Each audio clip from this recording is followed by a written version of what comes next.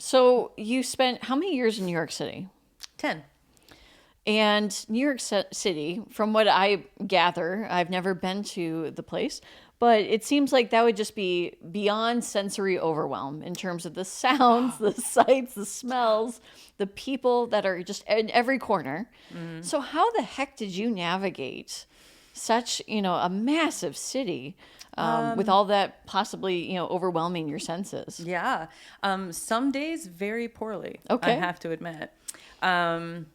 Yeah, interesting. And you really hit the nail on the head right off the bat there. It is a sensory overload. And so, honestly, in many ways, living in New York for 10 years made me significantly worse as a person. Like not Like as a jerk or like with ADHD, like with it was ADHD, my harder ability to... to concentrate, my cortisol levels being high, me being constantly stressed and overwhelmed. But on the other hand, it taught me a lot more coping mechanisms, drove me into finding management techniques. Okay. And really helped me sort of focus down on what I wanted out of life.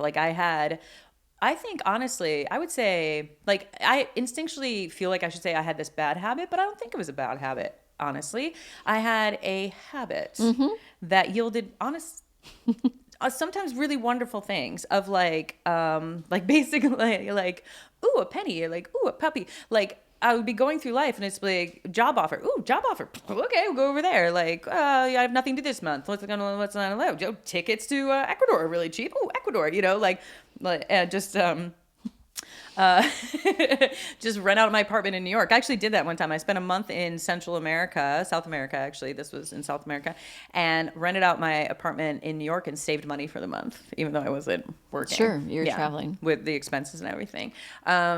So just the ability, I truly, truly have leaned into a desire and ability to kind of go follow opportunities they come / go where the wind blows you kind of thing. And being in New York really helped me narrow down the fact that I do need some parameters in my life. So to kind of get back to the core of that question, how did I navigate it? I started journaling when I was on the subway.